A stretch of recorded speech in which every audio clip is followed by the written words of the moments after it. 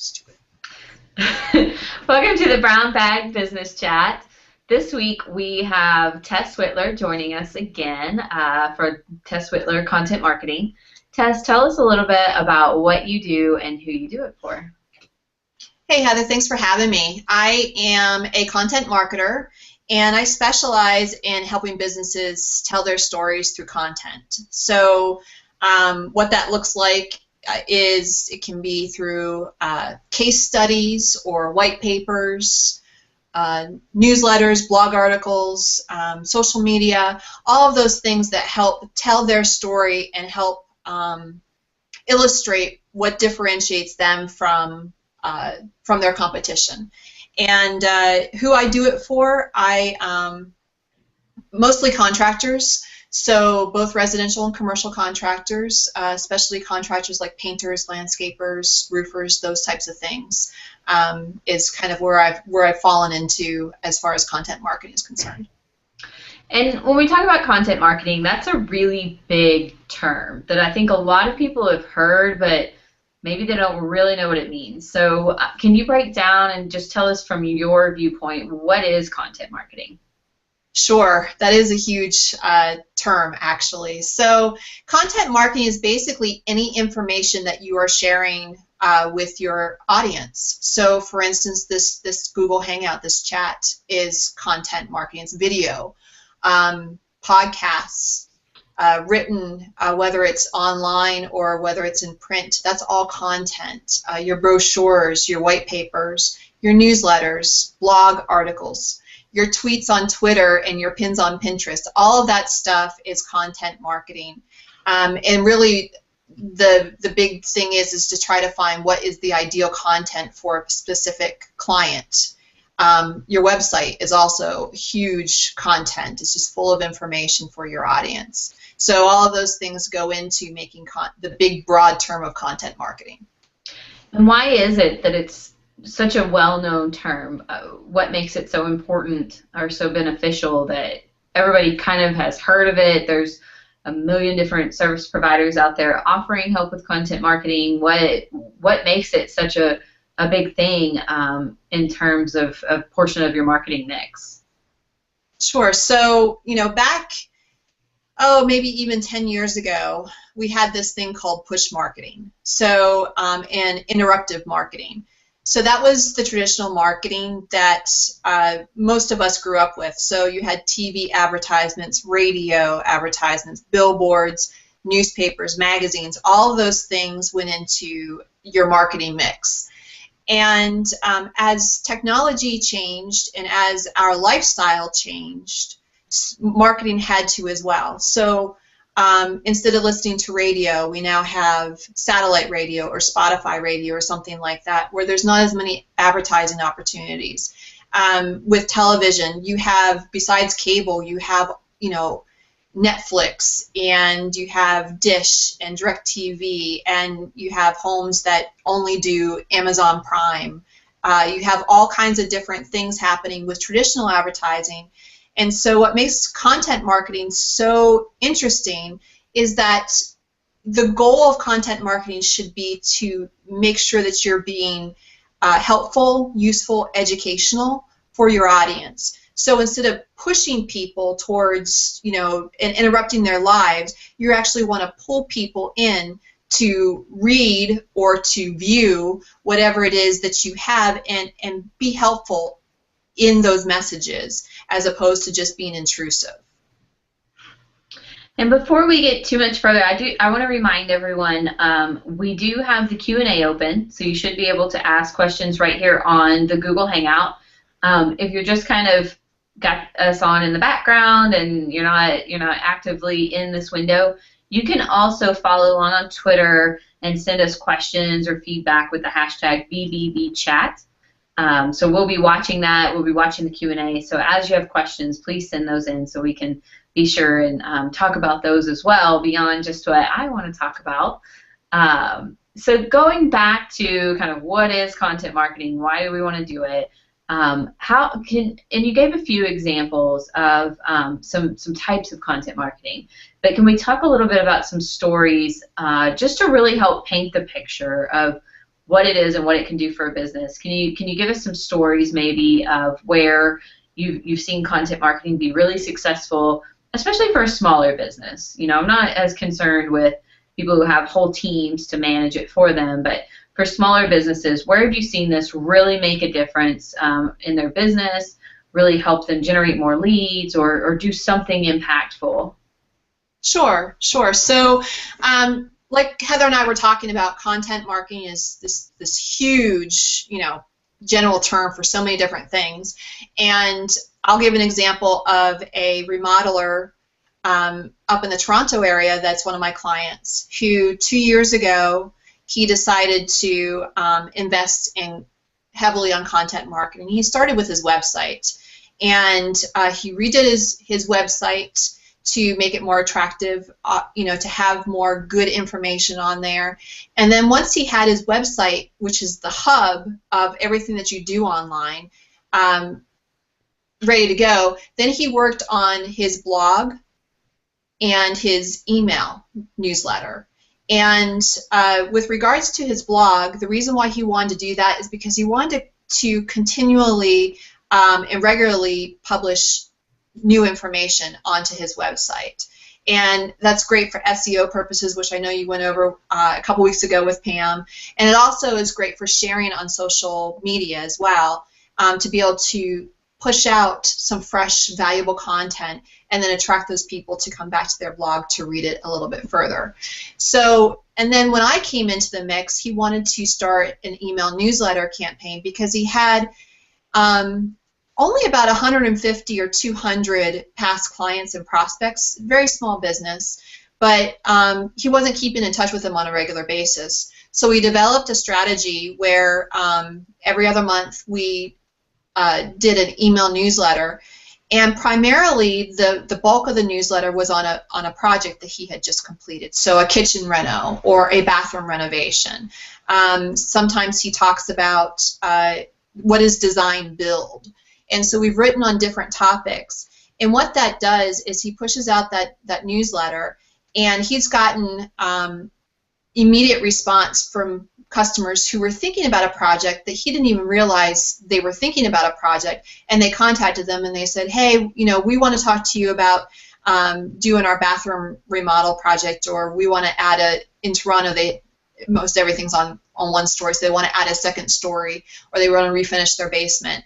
And he's really been able to tap into those existing customers and get them off the fence and moving their projects forward to keep his pipeline open. So what he started out with was basically, a 1 or 2 month pipeline for business. Now he's up to sometimes 4, 5, even 6 months, where he's talking to clients who want to start their project next spring or even next summer. And that's really, it's on a very small scale. Most small businesses can easily do an email newsletter, and that's one of the ways to do that, is just to keep in touch with past prospects and kind of it's an easy way to understand where their mind is, so that that if they have a project in mind, you can at least keep that conversation going.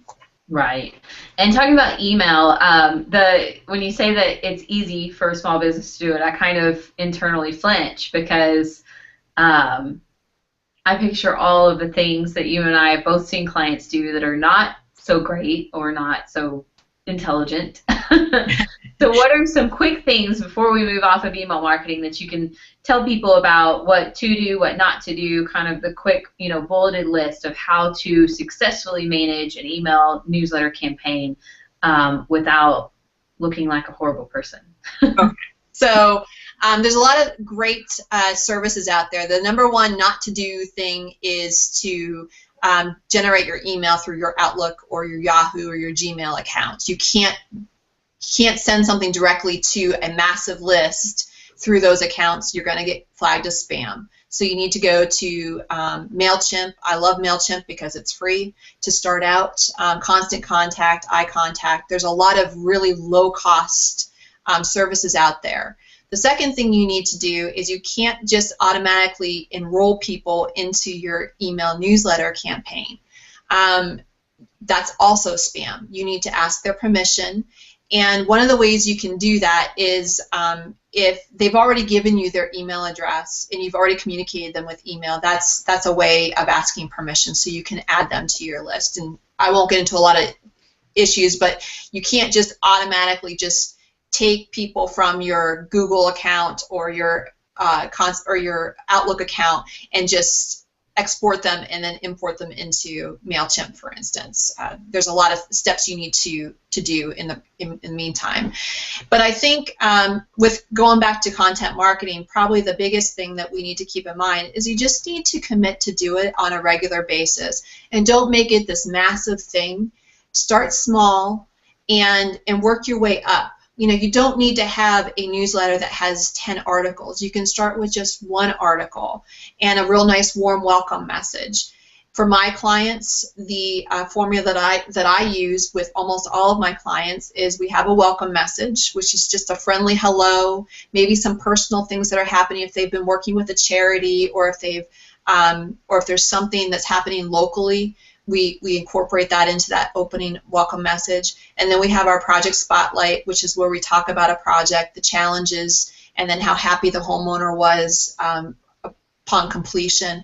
And then I do a home tip. So that's usually something seasonal. So if it's winter in your area, then you may want to talk about some of the things that are going around the house that you need to be mindful of in the winter time. And it's that very simple formula that seems to work with all of my clients. And I'm sure that with other businesses you can do the same thing: a welcome, the feature article, and then some type of tip, business tip, or whatever the tip may be. So when I said it was easy, I apologize for making you flinch. What I meant was it's very low cost entry, and then it's just a matter of committing the time.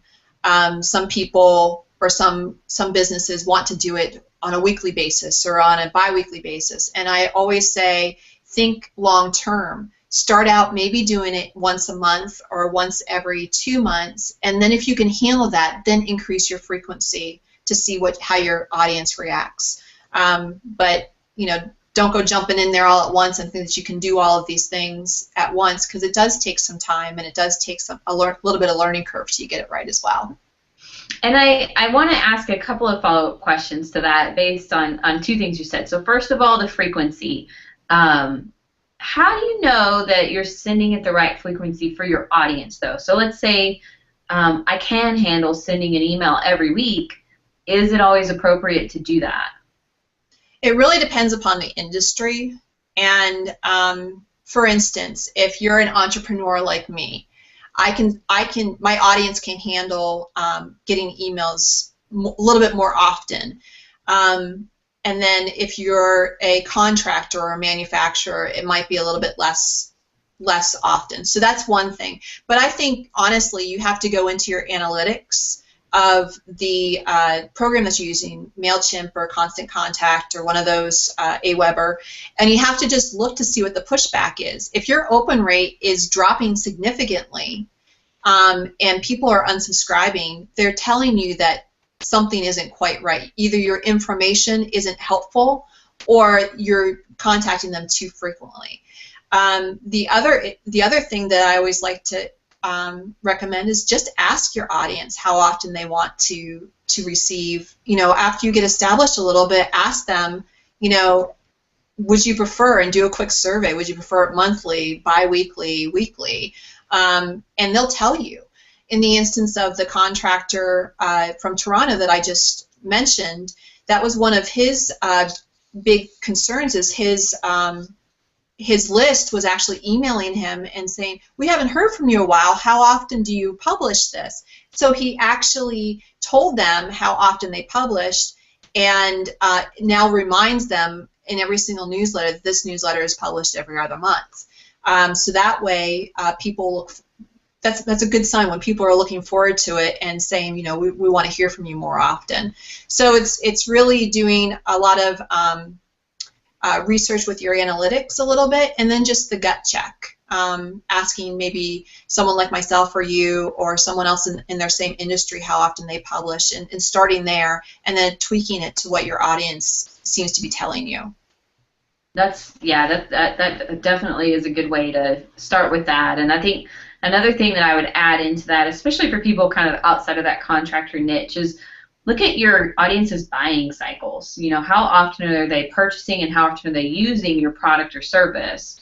And try to align yourself with that. So like you and me, people that we work with, we're involved in their business from a day-to-day basis. So like you said, we can kind of get away with emailing a little bit more often. People like to receive that information more often. Whereas if you're a manufacturer and people are really only purchasing your widgets once every couple of years and they're being used very sporadically in their business, then you probably don't want to be emailing them every single week because you are not top of mind. You're not actually helping them in their business by sending them your promotional material, unless you've got content that is just really great education or some other kind of useful thing for them. Which leads me into the second question, which is kind of going back to your formula. What should that balance be between promoting, showing off your own work, talking about your specials, things that you have going on in your business, versus actually providing some really good value through some sort of education or information that you're giving away in your newsletter or really any of your content marketing? What's the kind of give and take there? So that's actually a really good question because I see a lot of lack of a better term, mistakes being made with this, especially on social media. Here's the thing: if you walk into a room and all you do is talk about yourself nonstop, you're going to turn people off, and you're not going to build those relationships. So whether it's your email newsletter or social media or your blogs or anything else that you're doing when it comes to online marketing, you want to be more helpful than talking about yourself. So the rule I use is an 80-20 split. So 80% of the time you're just being helpful. You're sharing content. You're sharing useful information. You're sharing other people's content as well. Even in your email newsletter, there's oftentimes when I'll refer them to another resource that isn't me because it's good information. And then 20% of the time it can be about you, about promoting your sales, reminding people about the services that you provide or the sales that the products that you offer. But you really need to be much more mindful of being helpful in building those relationships 80% of the time, and then the other 20% can be about sales. And I would add, too, not to wait too long to throw in that 20% that is about sales, because people will forget that you're a business and that you're there to make money. And if you wait so long and you give and give and give and give and give, and then eventually you ask for some sort of sale or you ask for the customer to do something that results in a transaction, it can actually be really offensive to them because they've forgotten that they signed up for your content or they started following you because you were a business that they were interested in maybe working with, and now all of a sudden you're this source of information that's turning around and saying, hey, give me some money. It would be like, I don't know, if Wikipedia all of a sudden started trying to sell us something. We would probably be really offended by that. I know a lot of people were even offended when they were running their campaign funding. I guess that was about 1.5 years ago. They were, asking for donations before you could go through and actually read their content. And people were offended by that because they forget that this is an organization that, Wikipedia is only making enough to continue running, but when it's a business, that they're not just doing this because they're nice people. They're doing it because they want to sell you something eventually. So don't wait so long to put that sale in there, to put some sort of offer into your mix that you're actually offending the audience that you've built. I think is another important part of that. Right, and I would add on to that too, going back to the email newsletter as an example. I often will write for my clients what I call project spotlights, where we take one of their projects, a kitchen reno or an addition or something like that, and we talk about it. And often they want to focus on their sweet spots, but there are some other really good things that they do for their clients that people forget about. So, for instance, if I'm working with a contractor who is primarily known for kitchen remodeling, people will remodel their kitchen with them and then totally forget that they also do additions, they also do outdoor living areas, and that sort of thing. So the project spotlight is a nice, gentle reminder of other projects that they do. And then, of course, at the bottom of the article, you always ask for a call to action. Contact us if you are thinking about doing an outdoor landscaping project, this summer. Give us a call. If if you need more room and want to refinish your basement, please, give us a call, contact us, that type of thing. So it's always that gentle nudge, but it's done in such a way that it's much easier to digest, because it's a story, it's an article, it's not a pushy sales piece. And I think that's what really differentiates content marketing from traditional marketing. Is it's reads more like an article. It's more fun to read. It's more inspirational to read. It's educational. And traditional marketing was definitely in your face, pushy.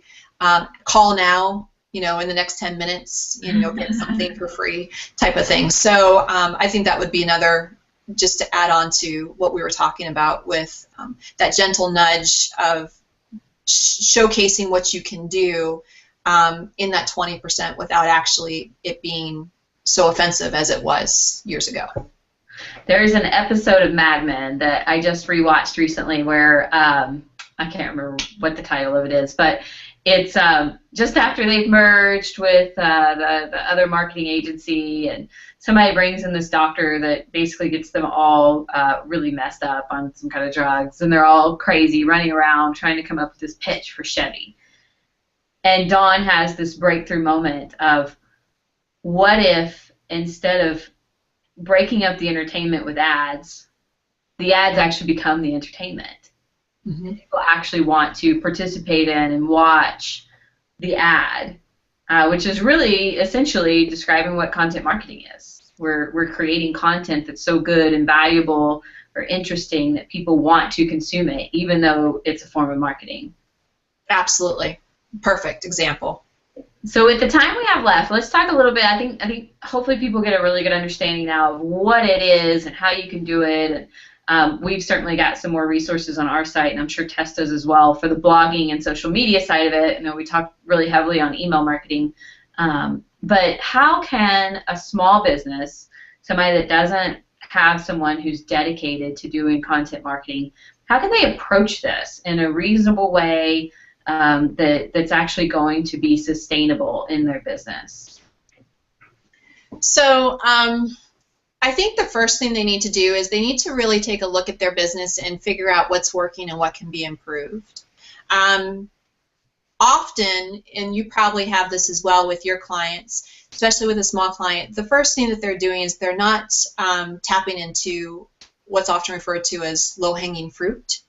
So, and that's why I think you and I were talking so heavily on, newsletters or email newsletters, is because that's an easy way to stay in touch with past customers and prospects. The other thing that you need to remember is, especially with online marketing, is there's only one place online that you own, and that's your website.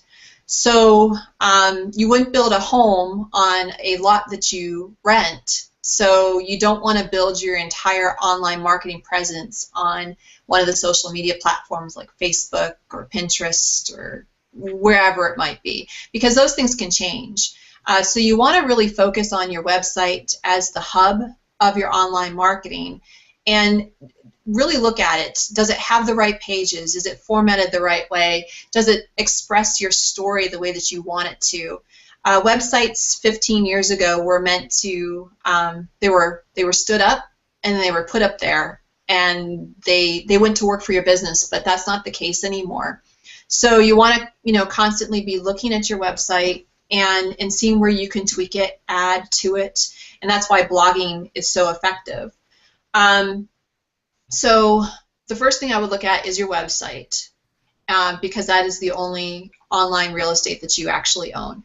The second thing I would look at is start building your email list, and that can be done in a couple of different fashions, but you want to, again, you may have 1,000 Twitter followers or 500 Facebook followers, but you don't have their name and their email address. So Facebook can change their rules, Twitter can change the rules, or they could follow you, but they could just stop using Facebook.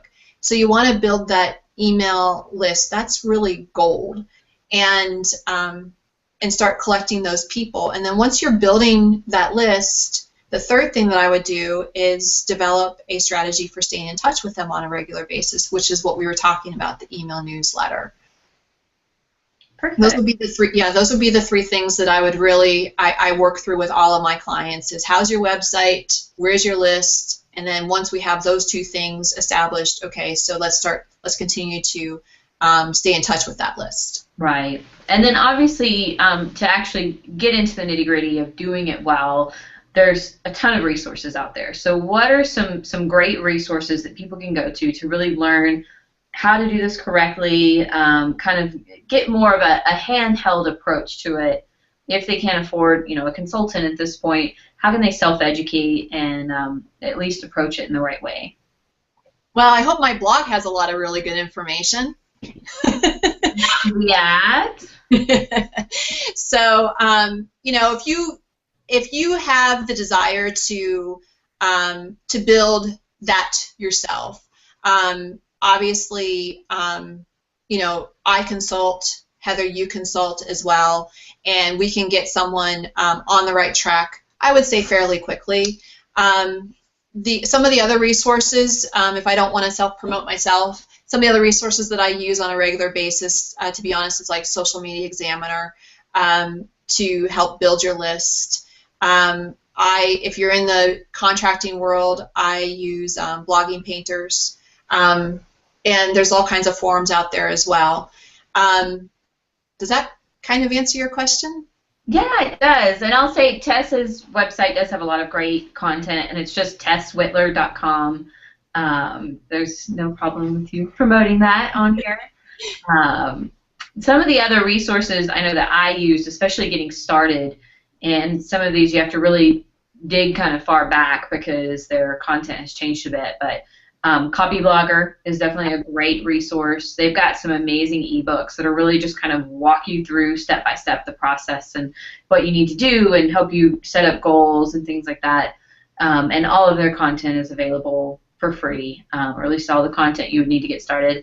And really even HubSpot. I'm not always the biggest fan of HubSpot because of some of their pricing structures and the way that they run their business, but they do have some really great content on the blog. If you dig back a couple of years back, there's some really great information, some great white papers that you can download, and so I'd say that those two are other great resources that are more generic. You're going to find information that's for a lot of different industries from those. Yeah, but it all starts with your website. I would say if you didn't have a stellar year this year with generating leads online, there's also, besides myself, there's other people in the industry that will do a website review. Not very expensive to do that, depending upon how big your website is. And they can just basically, it's giving you feedback. It's like anything else. Your car needs a tune-up every once in a while. Your body needs fuel, if you're working out. And the same with your website. You just need to tune it up. And sometimes you're too close to your own website. You think something is there, or you think it's absolutely clear, and it really isn't. And so you need to hire someone like myself or Heather, or there's plenty of other people out there to kind of just look at your website, and give you some suggestions to make changes to that.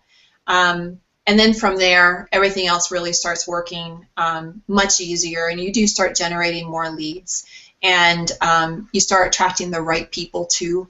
And I would say that, but it all starts with the website, with just getting that as fine-tuned as you can, and then moving forward. Awesome. Well, that is some great advice. We're running right up here to our 12:30 mark, so I'm going to go ahead and wrap it up. Was there anything else that you wanted to let us know about that's going on from your end, or any final words of advice before we finish up our call? Well, I would just say that if you do have any questions with regards to content marketing, tweet me, Facebook me, email me, whatever. I am always happy to help people try to figure it out and put them in the right direction. And I know, Heather's, you feel the same way as well. It also gives me some really good information with regards to what your questions are and what your challenges are, so then I can, write blog articles or try to help other people like you. So I would say, if you do have any of those questions, just feel free to reach out to me, contact me, and I'm happy to put you in the right direction. So, well, thank you so much again for your time. I think this was very educational, and I hope that people go out and start really taking ownership of their content. I know I'm one of my worst clients when it comes to that, and Tess and I have been working on that together a bit at the end of this year, and it's something that can always use improvement and moving forward. So I really appreciate you taking the time to talk with us about it today. Next week, we will be back on Tuesday again. We have some scheduling conflicts this month, but we'll be back here on Tuesday at noon Central, and we will have the procurement manager from DFW Airport joining us, and he will be talking about how small businesses can win contracts with large public entities. So whether you're a service business or you're a manufacturer, distributor, really any kind of business that would have an interest in doing business or winning contracts with those large public entities, this is going to be a great session where he's going to give you a lot of insight, some advice on how to get in the door, who to contact, and where you can really learn more about the process. So we will see you back next Tuesday at noon Central. Thanks for joining.